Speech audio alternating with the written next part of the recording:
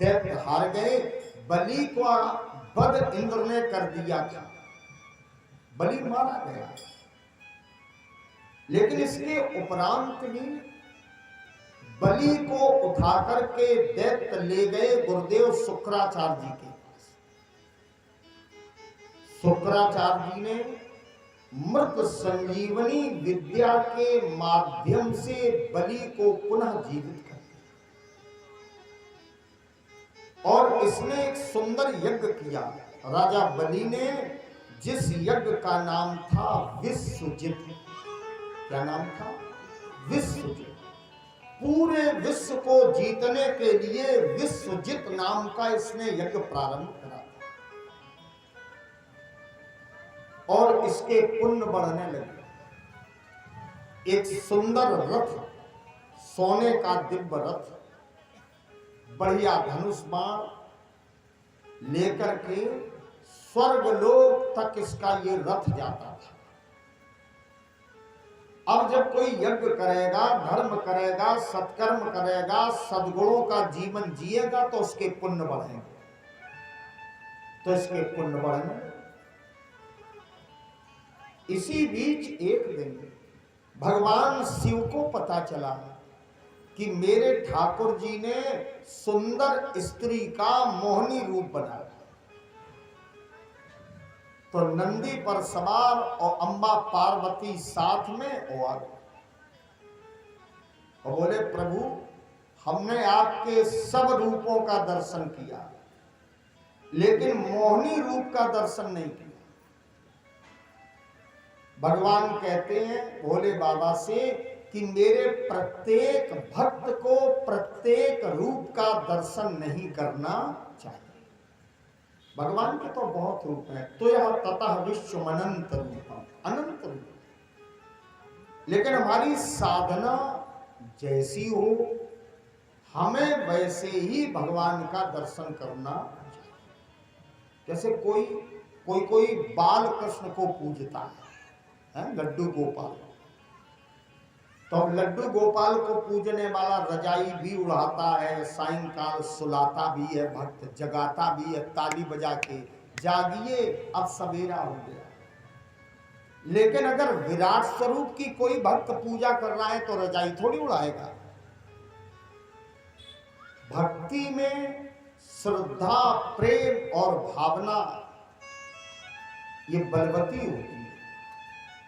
भगवान ने बहुत मना किया है कि अगर मेरा मोहनी रूप देखोगे तो वैरागी भक्त को मेरे मोहनी रूप का दर्शन नहीं करना चाहिए, नहीं तो उसका वैराग्य नष्ट हो जाएगा। भोले बाबा बोले नहीं, हम तो देखेंगे। और वैराग्य का कुछ दर्प भी था, घमंड भी। बोले मेरा वैराग्य नष्ट नहीं है। भगवान ने योग माया को आज्ञा और भगवान शिव चर्चा कर रहे हैं नारायण से, तब तक योग माया ने एक सुंदर बगीचा बना के तैयार किया।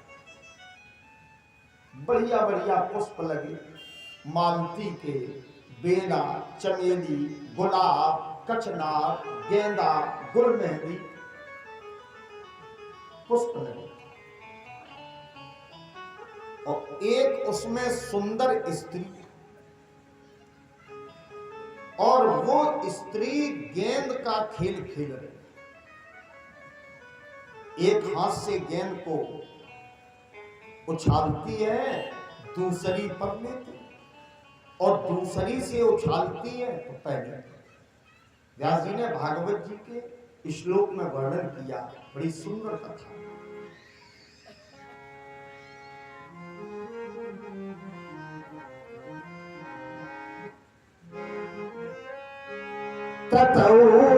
ततर्ष उपवनम वर स्त्रियम। उपवन में वर माने श्रेष्ठ, श्रेष्ठ स्त्री का दर्शन किया, सुंदर श्रृंगार किए। कंदुक लीला नसत, कंडो कहते गेंद को। गेंद के खेल में ये लगी है और गेंद खेलने से, दोनों हाथ चलने से इसके उर प्रदेश का जो वस्त्र था, पर्यंक नितंब मेखलाम, जो वस्त्र हृदय के ऊपर था वो वस्त्र इसका खिसक गया और करधनी में आकर के लिपट गया। उर प्रदेश वस्त्र के आवरण से रहित हो। भगवान कहते हैं भोले बाबा, अगर मेरा स्वरूप देखना चाहते हो तो मेरे स्वरूप की एक झलक जरा देख लीजिए पीछे। और जैसे भगवान शिव ने उस स्त्री को देखा तो परीक्षित जी मोहित हो। भगवान की वो साक्षात योग माया थी। अब की बार इसने गेंद उछाली तो गेंद वैसे तो हाथ पे आती थी और अब की नीचे गिर गई। और भोले बाबा को मोहा शक्ति के कारण इतना स्नेह जागा कि गेंद को उठा करके उस युवती को देते हैं और युवती धक्का दे करके भगवान को अपने से अलग कर, उसकी कबरी पकड़ ली, कबरी केसरा से, और हृदय से भगवान शिव ने लगाया। उसी समय भगवान ने अम्बा पार्वती से कहा कि देख लो अपने बैरागी पति की दशा। पार्वती जी ने दृष्टि डाली, संकुचित हो गई। सच्चा सुखदेव स्वामी कहते हैं, राजन परीक्षित, परमात्मा की निकटता प्राप्त करने में अभिमान लेस मात्र भी नहीं होना चाहिए। नहीं तो भगवान अपनी लीला के माध्यम से निजाश्रित भक्त के अभिमान को पहले नष्ट करते। सुनो राम कर सहज स्वभाव और जन अभिमान न राखें का। जिस पर वे अत्यधिक दया करते हैं, कृपा करते हैं, प्रेम करते हैं, स्नेह करते हैं, उसमें कभी भी अभिमान नहीं रहने देते। भगवान शिव के वैराग्य के अभिमान को भी भगवान ने नष्ट किया। और जैसे ही माया समेटी तो न उपवन है न वो स्त्री है। भगवान शिव ने स्तुति की। लौट के जब आए तो अम्बा पार्वती ने कहा कि आज हमने समझ लिया तुम कितने बड़े बैरागी। भगवान मुस्कुराते हुए कहते हैं, यो माम पृच्छति, तुम मुझे पूछती हो? अरे देवी, भगवान की माया किसको मोहित नहीं करती। बड़े बड़े योगी, यति, मुनि, साधु, संत परमात्मा की माया से एक निमिष में ही मोहित हो जाता है। देखिए, इसी श्लोक का भाष रामचरितमानस की चौपाइयों में सुनिए।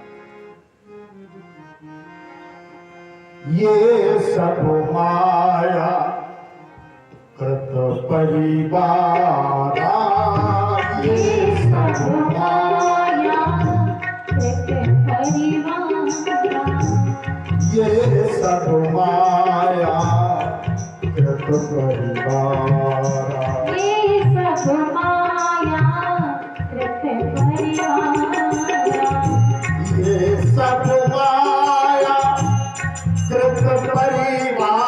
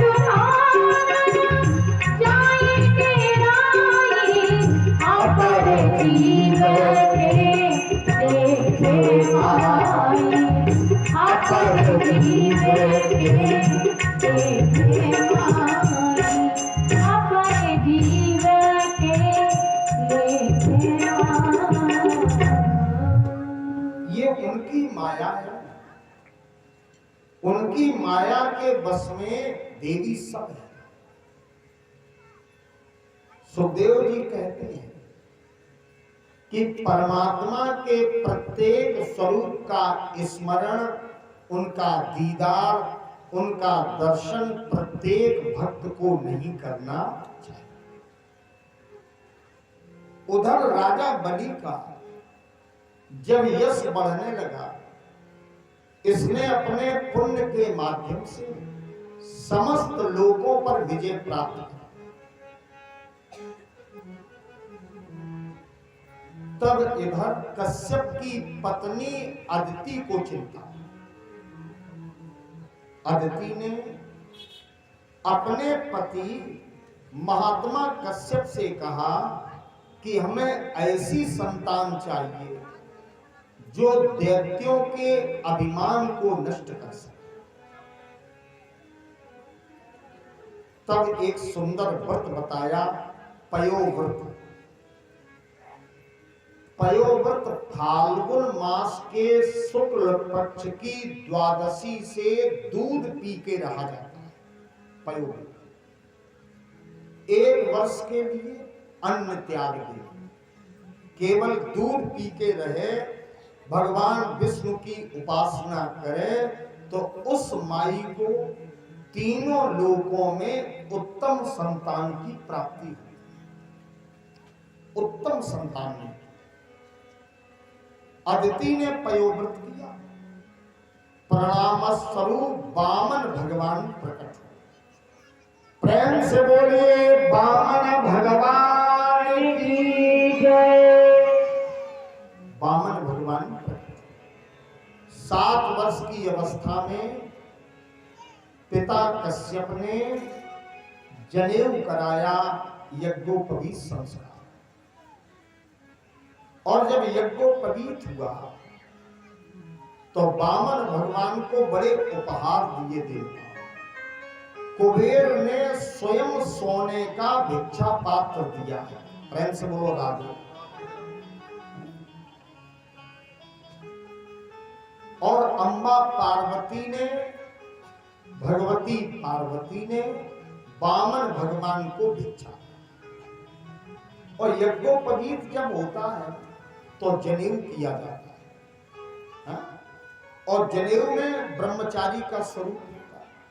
जो पुत्र अपनी मां के सदा सर्वदा पैर छूता है, लेकिन उस दिन अपने बेटे के पांव मां स्पर्श करती है, क्योंकि वो ब्रह्मचारी होता है।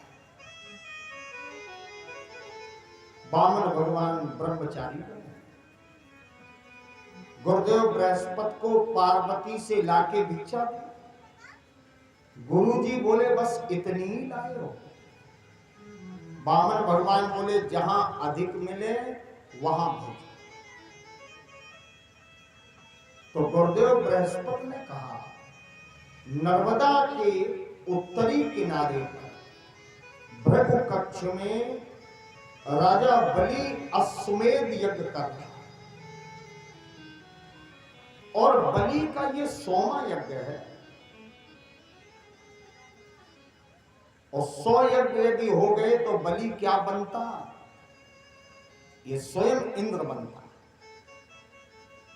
तो देवताओं ने वामन भगवान को अपने कार्य की पूर्ति के लिए भेजा कि इसका यज्ञ पूर्ण न होने पाए। इधर गुरुदेव बृहस्पति ने भेजा तो वामन अंगुल के भगवान वामन भगवान राजा बलि की यज्ञशाला में गए। प्रेम से बोलो राजा।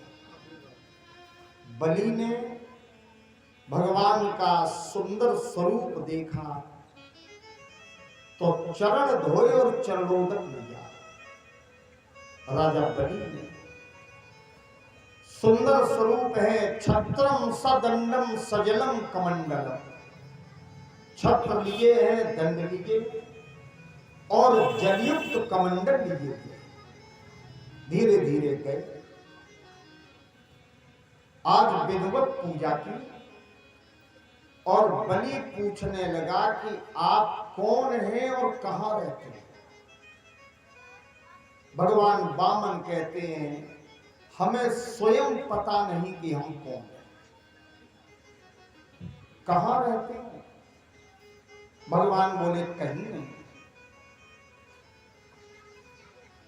अब राजा बलि कहता है कि यहां रहोगे, संपूर्ण पृथ्वी मेरी है, जहां तुम निवास करना चाहो वहां हम तुम्हें जगह दें।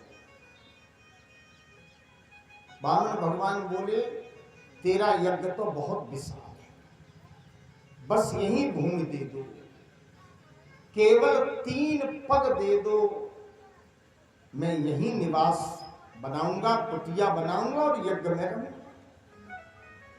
बलि कहता है कि हमें लगता है कि कम उम्र में महात्मा बने हो तो थोड़ा बुद्धि भी कम ही है। 3 पग वो भी तुम अपने पैर से नापोगे तो कितनी मिलेगी।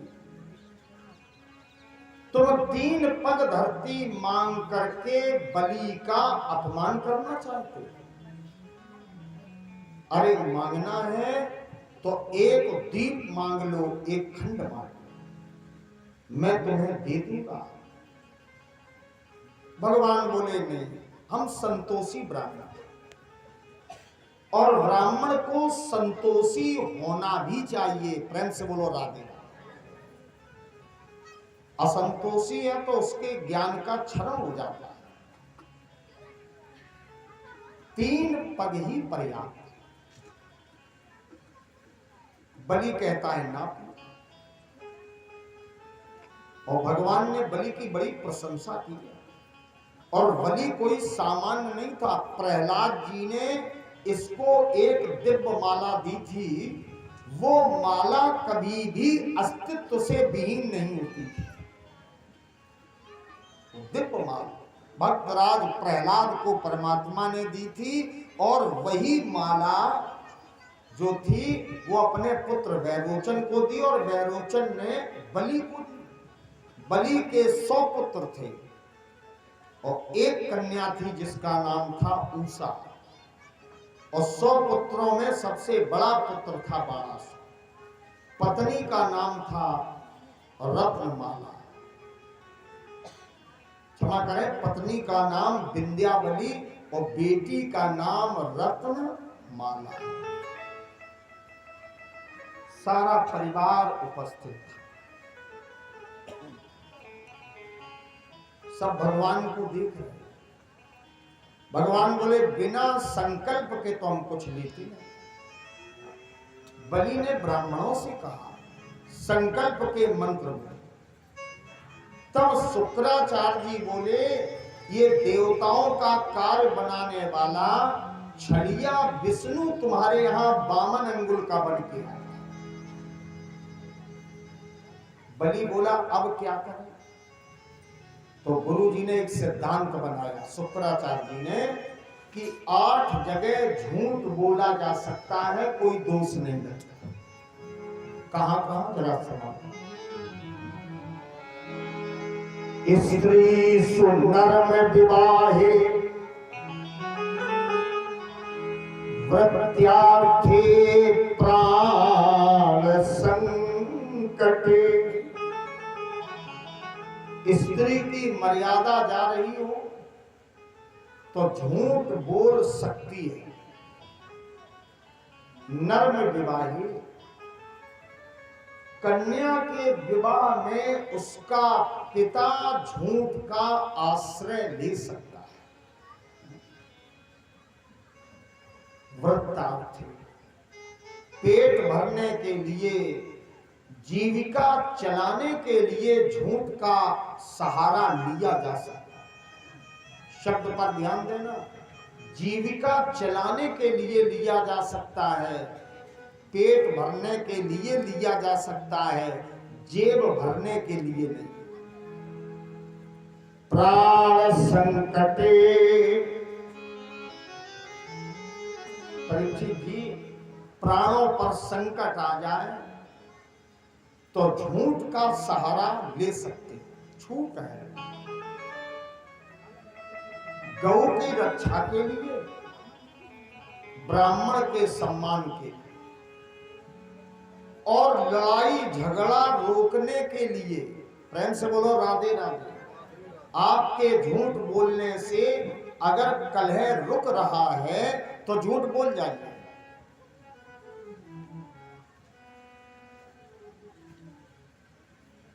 इन स्थानों पर असत्य का कोई भी पाप नहीं लगता। जरा गौर से सुनना, पाप नहीं लगता लेकिन पुण्य भी नहीं मिलता। और यही अनुभव करो कि राजा बलि अगर झूठ बोल जाता तो राजा बलि की कथा श्रीमद् भागवत महापुराण में इतने प्रेम के साथ कभी न गाई जाती। कभी भी भाई उसमें पहले ही शब्द लगाए कि बोला जा सकता है ना, मजबूरी है। जैसे कोई विद्यार्थी पास ना हो तो 5-4 नंबर की ग्रेस मिल जाए और 6 साल बाद हाई स्कूल निकल जाए तो पास न समझो तो समझो कि दीन दयाल ने सुन ली, है ना, तो कहने के लिए हो। राजा बलि कहता है गुरुजी आज सिद्धांत बदल गया भगवान को देख के, और आप ही बताते थे नास्ति सत्यान परो धर्मा, सत्य से बड़ा कोई धर्म नहीं। और इस सत्य रूपी धर्म के लिए अगर मुझे शरीर का दान भी करना पड़े तो भी मैं असत्य नहीं बोलूं, मैं सत्य बोलूं। मैं गुरुजी आपकी बात नहीं मानता। गुरुदेव शुक्राचार्य जी ने राजा बलि को शाप दे दिया कि जा तू राज लक्ष्मी से विहीन हो जा, तेरा ऐश्वर्य अभी चला। देखो भागवत में ये नहीं है जो प्राय वक्ता कह देते हैं कि शुक्राचार्य जी करवा में बैठ गए और टोटी में लगाई आंख और भगवान ने उठाई कुसा और टोटी में जैसे ही कुसा डाली तो शुक्राचार्य जी की आंख हो गई गोविंदाय। भागवत में प्रसंग नहीं है, एक श्लोक नहीं। और अगर कोई आपको सुनाए तो उससे कहना हमें श्लोक सुना। जब तक सनातन धर्म के ग्रंथों को संस्कृत भाषा से जोड़कर के नहीं पढ़ा जाएगा तब तक हम लोग कभी उसका अर्थ नहीं निकाल पाए। और मैं तो एक बात और कहता हूं, प्राय परमात्मा हाथ पकड़ के जितनी ऊंचाई पर आपको बैठाएं तो आपके कर्तव्य और आपके दायित्व भी उतने ही कठिन हो जाते हैं। प्रेम से बोलो राधे। ऊंचाई प्राप्त करना ये उतना कठिन नहीं है, लेकिन ऊंचाई पर बैठकर अपने पद का, अपने कर्म का, अपने दायित्व का, अपने धर्म का, अपने नियम का और अपने जीवन का प्रयोग करना ये पद से भी अधिक कठिन है।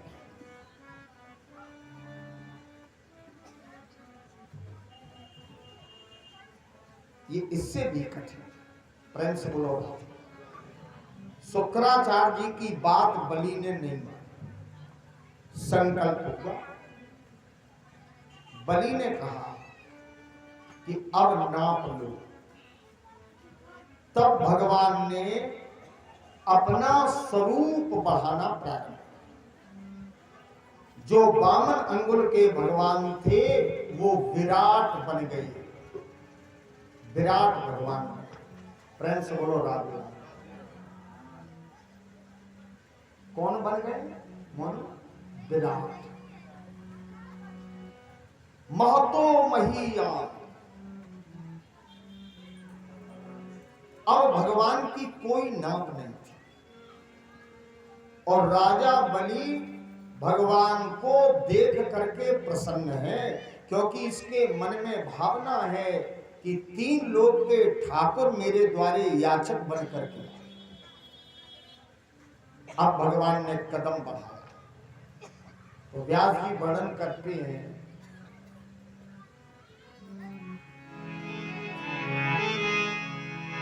पदे के छिपी पले चक्रमो नभा शरीराणि सासी बाहु भी पदे के एक पद भगवान ने बढ़ाया और संपूर्ण पृथ्वी ठाकुर जी ने नापा। राजा बलि तो देखते ही रह गया। दूसरा कदम गोविंद ने बढ़ाया तो कटाह पर्वत को तोड़ता हुआ भगवान का ये कदम सारी सृष्टि को, समष्टि को नापते हुए ब्रह्मलोक में पहुंच गया। अब भगवान का नाखून जहां पर्वत से लगा वहां से एक जल की धारा निकली, इसको कहते हैं विष्णुपदी, और ये धारा ब्रह्मलोक में गिरी। तो ऊपर से जल की धारा, मध्य में वामन भगवान का चरण और नीचे ब्रह्मा ने लगा दिया कमंडल।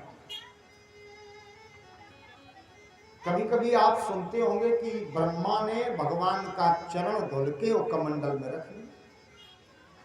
और ब्रह्मा के पास जब कमंडल ही है तो अगर उससे पांव धुलेंगे तो धुला हुआ जल फिर कमंडल में भरेंगे कैसे? प्रेम से बोलो है ना भाई, एक ही लोटा है और एक लोटे से आपने पैर धो दिए गुरु जी के, है? कोई गुरु जी हैं आपके, उनके चरण धुले, अब वो लोटा तो खाली हो गया और पैर धुला हुआ जो जल है वो भूमि पर गिर गया, तो कमंडल में कैसे आए? अब इसका संकेत भागवत में जिस किसी को प्राप्त करना हो वो पंचम स्कंद में भूगोल का, पर्वतों का वर्णन पढ़े तो उसको मिल जाएगा। प्रेम से बोलो राम, भर लिया उसको। अब 2 पग में ही भगवान ने सब नाप लिया। देखिए समझते जाइए, सृष्टि द्वैत है, परमात्मा अद्वैत है। द्वैत जगत को अद्वैत परमात्मा ने 2 पग में ही नाप लिया। और भगवान की लीला बड़ी विचित्र है। भगवान नाप भी रहे हैं, भगवान खड़े भी हैं, भगवान कदम भी बढ़ा रहे हैं। परीक्षित जी, आपसे यदि हम निवेदन करें कि 2 पग चलो तो आप जहां खड़े हैं वो स्थान छूट जाएगा 2 कदम चलने में, है ना? लेकिन भगवान वहां खड़े भी और नाप भी। ठाकुर जी ने कहा, बलि अब तीसरा पग कहां रखा? तू तो मुझे एक लोक दे रहा था, एक दीप दे रहा था, बता अब कहां रखा? राजा बलि मौन हो गया। देखिए, प्रायः जो मांगता है हम लोग उसको छोटा मानते हैं, और कहा भी गया कि नारायण हु को भयो बामन अंगुल गा, तुलसी मांगत घटत पद और कितऊ करो बड़कार। कितना भी बड़ा आप काम करें लेकिन मांगने से महत्व, अस्तित्व घटता है। प्रमाण दे दिया कि नारायण हु को भयो बामन अंगुल गा। भगवान भी जब मांगने गए हैं तो बामन अंगुल का बनना। बलि बता क्या करूं? बलि मौन है। भगवान ने गरुण जी को आज्ञा कि राजा बलि को वरुण पांस में बांध ले। अब बलि बंधन में, गरुण जी ने बलि को बांध लिया। सब उपस्थित हैं खड़े, और भगवान की सुंदर छवि को देख करके बलि निहाल हो रहा है। धन्य भगवान ने संकेत किया, विंध्यावली तेरे पति ने जो किया है वो तीनों लोकों में कोई नहीं कर सकता, क्योंकि परमात्मा सबको देता है और तेरे पति ने मुझे दिया। अगर इच्छा हो तो मांग लो मुझसे, मैं तेरा सब कुछ वापस करूं। मांग ले राज तिहुपुर को, और मांग ले तू बैकुंठ निशानी। पुत्र पौत्र चाहे जेते मांग ले, और मांग ले यौवन रूप निशानी। और अगर इतने से काम न चले तो जो इच्छा हो मांग ले तू, धर्म रहे न रहे सुन रानी। और विष्णु कहे बलि के द्वारे, जो मांगनो होए सो मांग ले रानी। तेरे पति से मैंने मांगा, उसके बदले में तुझे जो भी मांगना हो तो मांग। अब विंध्यावली को कष्ट तो है कि पति बंधन में है, लेकिन विंध्यावली ने पति की ओर देखा। राजा बलि ने संकेत कर दिया कि मांग करके भक्त और भगवान की लीला के मध्य में कोई बाधा उत्पन्न मत कर। तो ये कहने लगी कि मैं क्या मांगू। हाडिल त्याग दियो भू को। हाडिल पक्षी जानते हैं? हाडिल पक्षी जमीन से अगर उड़ जाता है तो लौट के फिर नहीं आता। हाडिल त्याग दियो भू को, सो आन न पाव धरत मही पाई।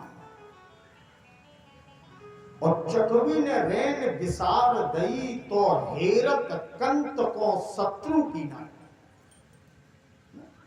अपने पति को शत्रु की दृष्टि से चकवी देखती है दिल में। कहने लगी, सूर लौट के सूर पछाए उगे, लेकिन असमंगन ते हम मांगत ना। तुमसे क्या मांगे? अगर मांगना होगा तो अपने पति से मांगो। जिसको मेरे पति ने दिया हो, मेरे पति ने जिसकी झोली भरी हो, ऐसे मांगने वाले से मैं क्या मांगू? मुझे कुछ नहीं चाहिए। प्रहलाद जी से भगवान बोले, प्रहलाद जी उपस्थित हो गए थे। बोले देखो तुम्हारा नाती बंधन में है, बंधा पड़ा। प्रहलाद जी बोले बड़ी कृपा की, जो बड़ी जल्दी मेरे वंश में दूसरी बार आप दर्शन देने आए। अरे बोले दर्शन नहीं, ये बंधा पड़ा है। तो भगवान ने जब कहा तो प्रहलाद जी बोले कि बलि के समान किसी का भाग्य नहीं। अब समझना जरा। बोले क्यों? तो प्रहलाद जी कहते हैं कि बड़े बड़े योगियों को तो आपकी माया बांधती है, लेकिन मेरा पौत्र इतना भाग्यवान है कि जिसको माया ने नहीं, मायापति ने स्वयं बांधा है। और जिसको मायापति बांध लेते हैं, माया उसके निकट कभी नहीं आती। अच्छा किया, बहुत अच्छा किया। भक्त और भगवान की लीला जब पूर्ण हुई, तब भगवान ने बलि से कहा, बलि परीक्षा में तू सफल हो गया, क्योंकि बलि ने कहा पदम तृतीयम मे शीर्षा, ये तीसरा पद मेरे सिर पर रख दो। जिस चरण का चिंतन बहुत बड़ा साधक करता है, वो चरण राजा बलि के सिर पर रखा। प्रेम से बोलो राम। कहां रखा है? सिर। संकल्प पूर्ण। भगवान बोले बलि हम बहुत प्रसन्न हैं, मान। बलि बोला अब ये गलती नहीं करेंगे, संसार का कोई वैभव नहीं चाहिए। भगवान बोले तो सुतल लोक का मैं राज्य तुम्हें दे रहा हूं। अब बलि ने कहा कि फिर वही बात, राजा फिर बनाए दे। भगवान बोले मेरी आज्ञा है, मेरी इच्छा। तब बलि ने कहा तो एक शर्त है, उस महल में 52 दरवाजे हैं, जिस दरवाजे से प्रातः काल में निकलूं, चतुर्भुज रूप में गदा लेकर के तुम मुझे दर्शन देते हुए और पहरेदारी करते हुए दिखाई पड़ोगे। तो भगवान ने स्वीकार किया, क्योंकि प्रेम पंथ के पाले पढ़कर प्रभु को नियम बदलते देखा। निज का मान टले टल जाए, पर भक्त का मान न टलते देखा। जाकी भ्रकुट बंक को लख कर सागर सप्त खोलते देखा। उसी कृष्ण को मां यशोदा के आंगन के बीच मचलते देखा। प्रेम परमात्मा को बांध लेता है, बंधन में कर। अब ये तो पहरेदारी में लग गए ठाकुर। देवर्षि नारद ने उठाई वीणा और लक्ष्मी जी से कहा कि आज कल तो तुम्हारे जो पति हैं वो पहरेदारी कर रहे हैं मर्तलोक में, वो भी दैत्य बलि के यहां। तब लक्ष्मी राजा बलि की बहन बनकर के बहन। नारद जी ने उपाय बताया था। श्रावण शुक्ल पक्ष की पूर्णिमा को रक्षा सूत्र बांधा है राजा बलि की कलाई में। एन बद्धो बलि राजा दानवेंद्र महा। अब भाई बन गया बलि, तो बोला बहन इस राखी के बदले कुछ मांगे। तो बहन जी बोली कि वही पहरेदार हमें दे दो। तब अपने पति को उस कर्म से मुक्त कराया। लेकिन भगवान बोले मुझे भक्तों के यहाँ जैसा सुख मिलता है ऐसा सुख देवी वैकुंठ में नहीं मिलता, तुम भी यहीं रहो। तो एक रूप से लक्ष्मी नारायण राजा बलि को नित्य दर्शन देते और एक रूप से श्रीपुर निवास की शोभा भी ठाकुर जी। इसके बाद भागवत में शिशुमार चक्र का विस्तार से वर्णन है। शिशुमार चक्र में समय की सीमा का निर्धारण किया गया है, जो हमने एक दिन चर्चा की थी कि एक कल्प कितना बड़ा होता है, उसमें कितनी चतुर्युगी। तो यहां बताया गया कि कलयुग की अवस्था